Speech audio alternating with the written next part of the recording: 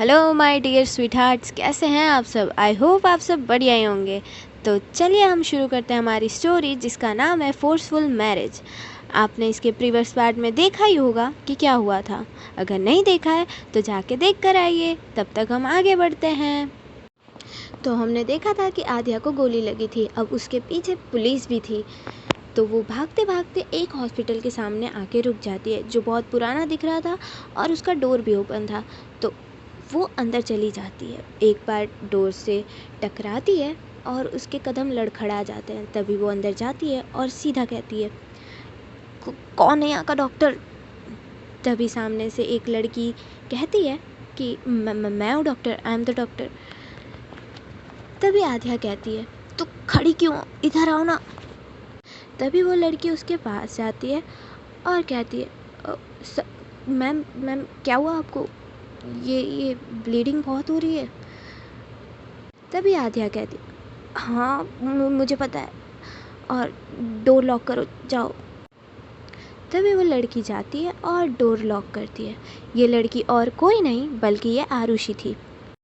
तभी Arushi door lock करके आध्या को एक स्ट्रेचर पे लेटा देती है। तभी वो आध्या के 2 बटन्स ओपन करती है और देखती है कि ये गोली लगी हुई है। तभी आरुषि कहती है, ये क्या, किसी ने गोली मार दी?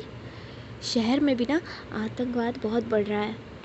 तभी आरुषि जहाँ से ब्लीडिंग हो रही थी उस पर एक रो रखती है और कहती है, डोंट वरी मैम, मैं चाहती हूँ, यहाँ नज़दीक में एक पुलिस स्टेशन है और वहाँ पे जाके कंप्लेन करती हूँ, ठीक है? आप बस 2 मिनट रुकिएगा। तभी आध्या अपने पीछे से गन निकालती है और उसके सर पे पॉइंट करते हुए कहती है, नो पुलिस।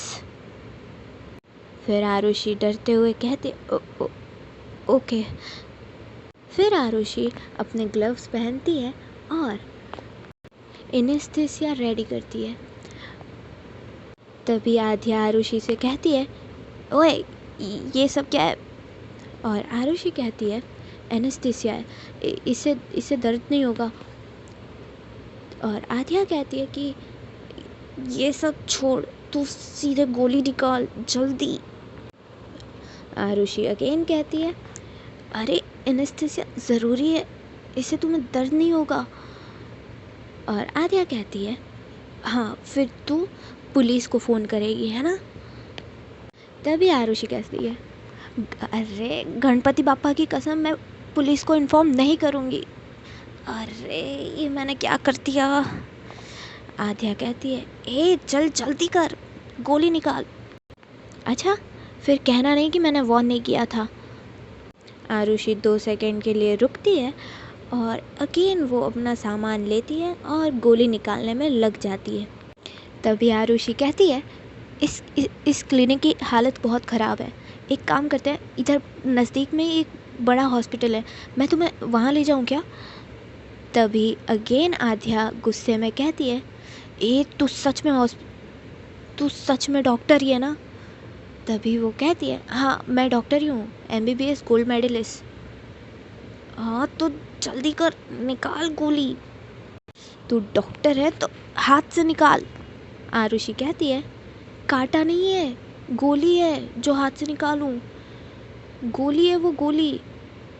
और आध्या कहती है, निकालो जल्दी करो। उस पूरे हॉस्पिटल में आध्या की गूंजती हुई आवाज़ इतनी ज़्यादा डरावनी लग रही थी कि अगर कोई भी इंसान उसकी आवाज़ सुन ले तो बस उसकी आंखों में से पानी आने लग सकता है, इतना ज़्यादा वो दर्द में थी। आरुषि कहती है, इट्स ओके, आप ठीक हो जाएंगे, मैं वादा करती हूँ आपको कुछ नहीं होने दूँगी। तभी डोर नॉक होने की आवाज़ आती है और आरुषि आध्या से कहती है, तुम्हारे साथ कोई और भी है क्या? तभी आध्या गन पॉइंट करती है और कहती है, लगता है वो लोग आ गए हैं, जाके चेक कर, जा जल्दी। तभी आरुषि कहती है, ओके, यहाँ पर प्रेशर बना के रखना। और आरुषि डोर ओपन करने चली जाती है। तभी आरुषि डोर ओपन करती है और सामने थी जानवी। जानवी कहती है, मुझे लगता है कि यहाँ पे बारिश होने वाली है, चल तू मेरे साथ घर चल, ठीक है। और आरुषि ने अपने हाथ पीछे रखे हुए थे क्योंकि उसने ग्लव्स पहने हुए थे और उस ग्लव्स पे खून लगा हुआ था। तभी जानवी कहती है, वैसे भी यहाँ पे कोई नहीं आने वाला, इससे अच्छा है कि तू भी घर चल और घर जाके सोते हैं, चल मेरे साथ। तभी आरुषि कहती है, तू तू तू तू जा, मैं आती हूँ थोड़ी देर में, ठीक है, जा तू। और ऐसे ही धक्का मारते हुए उसे निकाल देती है और डोर फिर से लॉक कर देती है। तभी आरुषि आध्या से कहती है, आई एम सॉरी, वो मेरी फ्रेंड थी, और तो तुम यहाँ पे अच्छे से लेट जाओ, तुम सो जाओ, और मैं स्टिच कर देती हूँ, वरना अगर देर हो गई तो खतरा हो सकता है। आध्या आरुषि को देखते हुए बस उसकी आंखें बंद हो रही थी धीरे धीरे। आरुषि अपने काम में जुटी हुई थी, वो स्टिच कर रही थी, ब्लड साफ़ कर रही थी, और आध्या उसको देखते हुए बस बेहोश हो रही थी। आध्या के हाथ से गन छूट जाती है और गन नीचे गिर जाती है।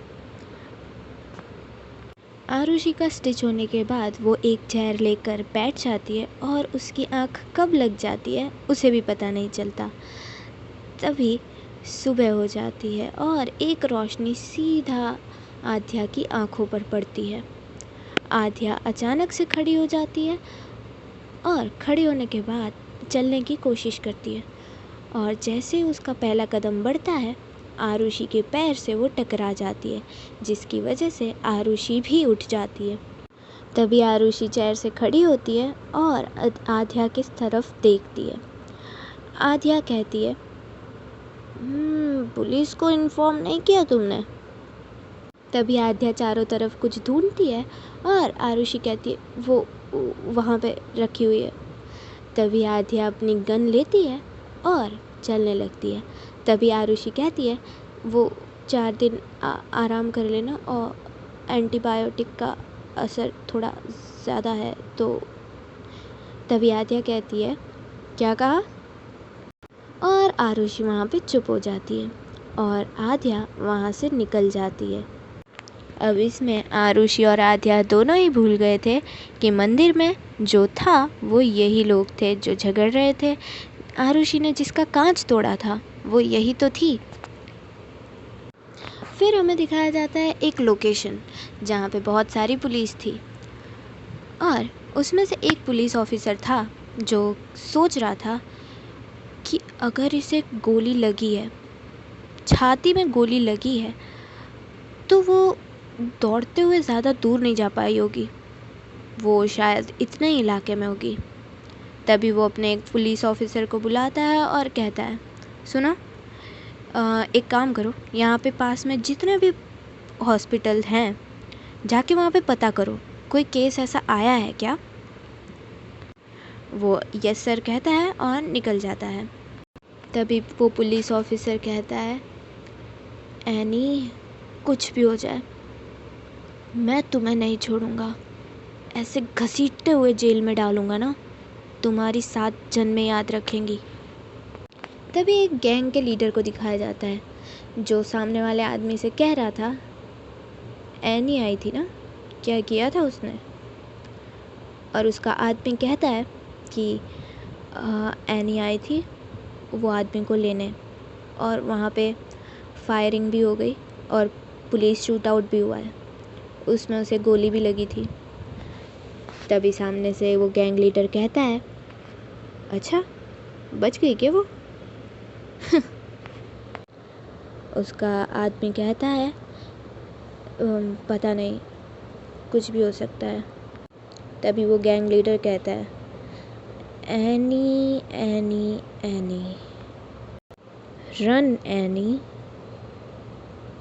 और फिर दिखाया जाता है आध्या को जो अपने घर पे थी और अभी तक उसकी बहन और उसकी दादी को कुछ भी पता नहीं था कि उसे गोली लगी हुई है। आध्या पत्ते जो कार्ड्स होते हैं उससे हाउस बना रही थी। तभी उसकी छोटी सिस्टर आती है और कहती है, दीदी, आप रात को कहाँ पे थे? और उसका कार्ड हाउस टूट जाता है। तभी वो खड़ी होती है और उससे कहती है, तभी आद्या कहती है, रीशु मैंने तुझे कितनी बार कहा है ना, मुझसे सवाल मत किया कर यार तू। अच्छा ये बता, तूने ब्रेकफास्ट किया? रीशु कहती है, नहीं दीदू, कहाँ किया अभी तक, आप आ ही नहीं रहे हो नीचे, चलो ना, दादी भी आपका वेट कर रही हैं। तभी आद्या कहती है, अच्छा ठीक है, तुम नीचे जाओ, मैं आती हूँ। तभी आद्या एक कॉल करती है और कॉल पे कहती है, सुनो, मुझे जानना है कि ये जो गैंग लीडर थे वो किसके आदमी थे और अचानक से ये शूट क्यों हुआ। मुझे इतना तो पता चल चुका है कि इसके पीछे ज़रूर कोई ना कोई है, वरना इनकी इतनी औकात नहीं है जो मुझसे पंगा लेंगे। समझे तुम? जल्दी पता करके मुझे बताओ। कॉल कट करके आद्या कहती है, तू जो कोई भी है, आई स्वेर तुझे मैं पकड़ के मारूंगी। इतना कह के वो शावर लेने चली जाती है। तभी शावर लेके वो बाहर आती है, तभी उसको दिखता है कि वो बैंडेज जो आरुषि ने की थी। तभी वो रात के बारे में सोचने लगती है कि क्या हुआ था, कैसे उसने मेरी हेल्प की थी और कैसे उसने पुलिस को भी इन्फॉर्म नहीं किया था। तो चलिए आज के लिए इतना ही, मिलते हैं कल, बाय बाय टाटा। अगर आपको मेरी स्टोरी अच्छी लग रही हो तो लाइक शेयर और सब्सक्राइब कर लीजिएगा। चलते हैं हम, बाय बाय, राधे राधे।